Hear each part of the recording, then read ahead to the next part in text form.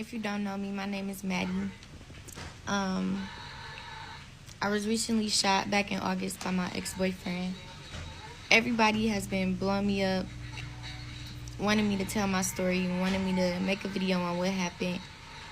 And I have been in the hospital sick, and the case just ended. As soon as the case ended, I ended up getting sick. I'm fighting an infection right now.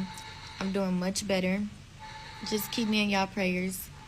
I finally gained some strength, and I'm ready to tell my story now of what happened to me on August 4th, 2024. So, to start it off, I had dropped my boyfriend off at work. I dropped him off. We had came to an agreement that I would be back at 12 to pick him up. I take accountability. That's why I'm saying that right there. Boom. So, day goes on. I'm door dashing all day. Earlier that day, I was invited to an Airbnb by my cousins to celebrate their friend's birthday. So I told them, of course, I would come, stop by. It was right up the street from my house, so why not? So I called my ex-boyfriend's cousin, and I asked her, because we were really close, I asked her if she would come with me. She said, of course, and she agreed to meet me at the Airbnb. So once I finished door dashing, it had to be like maybe 9. I went home. I started getting ready. It takes me a minute to get ready, so I went home. I started getting ready. I probably didn't leave out the house. I left out the house late. Like, I remember even texting him and was like, I don't even think I'm finna go because I feel like I'm moving so slow. But I had to leave out the house at like 9. No, it couldn't have been 9. It had to be like 10:30. It had to be like 10:30 maybe. I don't know. I left. I went to the Airbnb. I was sitting outside for a long time. I called my FC to come out the Airbnb, and she came and sat in the car with me. We was literally sitting in the car just talking, kicking it for a minute. Like, it had to be like 30 minutes we was just sitting in the car. So then I had told his cousin to just let me know when she was halfway there, because she was coming from the west side. Like I said, the Airbnb was right up the street from my house. So I was nowhere. I was already knowing I was going to get there before her. So that wasn't no problem. I told her to just let me know when she got close or whatever. She said, okay, cool. So she called me back and told me that she was close or whatever. And the people inside the Airbnb, my cousins and all of their friends and stuff, they was asking if his cousin could go get the liquor, because my cousins already knew her, so they already know she's of age. So they was just like, can she go to the liquor store for us or whatever? I'm like, all right, cool. I'll meet her at the liquor store, so that way she won't have to come here, get y'all money, and then go back out. So we got the money from them. We went to the liquor store. We at the liquor store. We get the liquor. We meet the cousin at the liquor store. We get the liquor. We get back in the car. We go back to the B&B.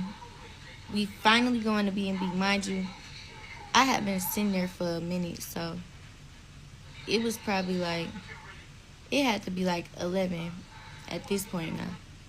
Had to be. So, they start pouring shots or whatever. I'm lighting my hookah, just chilling. Everybody talking, chilling, listening to music, turning up. I'm just sitting there smoking my hookah or whatever. Then I see the time getting closer and closer to 12, so I call my boyfriend like, okay, I'm gonna just send you a lift and you can meet me at the house, because like I said, the Airbnb is literally right up the street from the house, and he worked all the way on the other side of, I'm not gonna say, but he worked maybe like 15, 18 minutes away, but he worked in the red zone.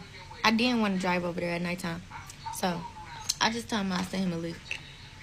So boom, I sent him a lift. He heard niggas in the background, so he was automatically irritated once he heard the niggas in the background.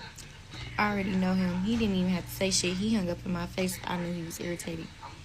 So, then once I seen the lift was like halfway coming back towards us to the house, I told them like, okay, y'all, I'm getting ready to head out.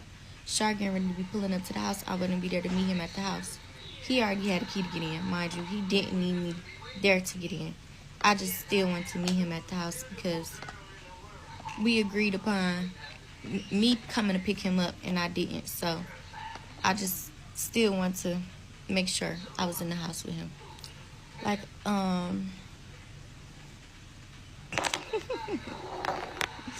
I can't do this shit. I'm irritated. Yeah, I'm so high, y'all. Just bear with me. But I left out the house super late. Like, it had to be around 10:30, 10:40, whatever time it was. It was not even enough time for me to get out and actually enjoy myself. So, which I wasn't even tripping about.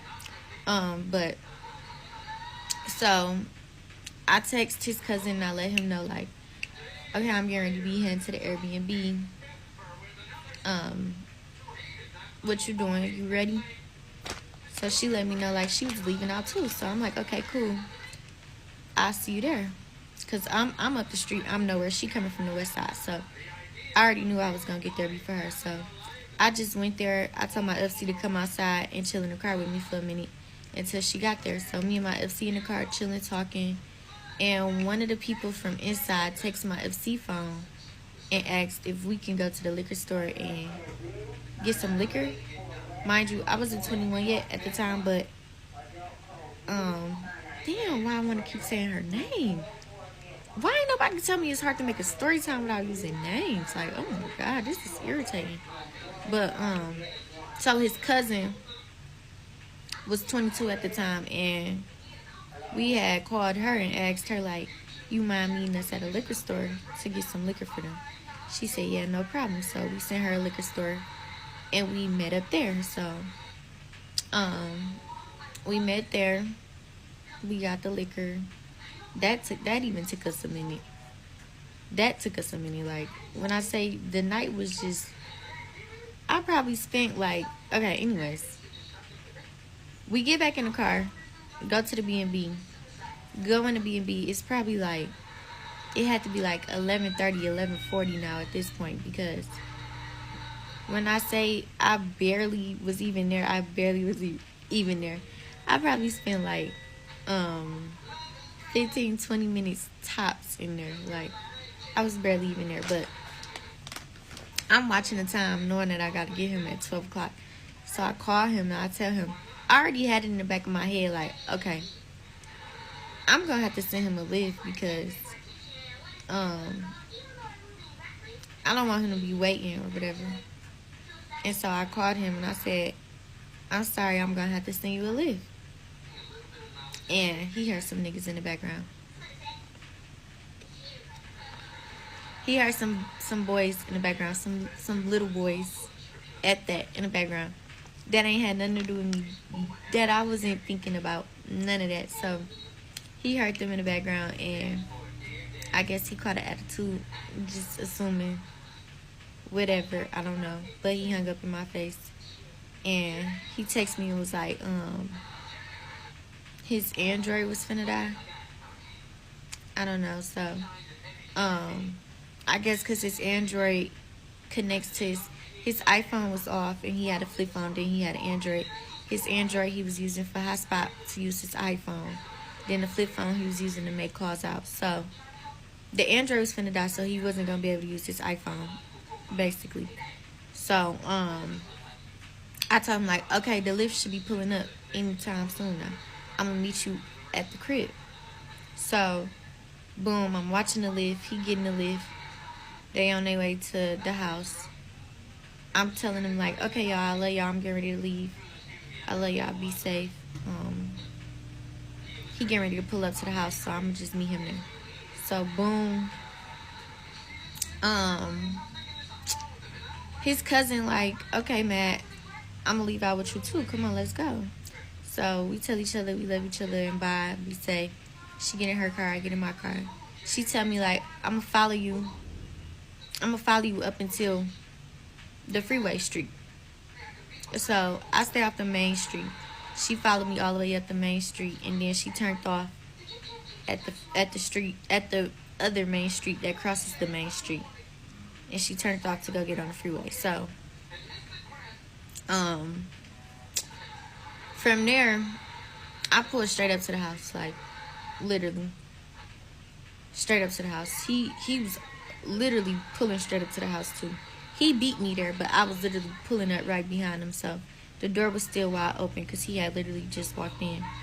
And so he came straight back out once he seen I pulled up, and he was like, let me use the car, I'm finna go to the gas station or whatever. And I'm like, all right, come on, get in, I'll drive you. So he get in the car. I go up to the gas station.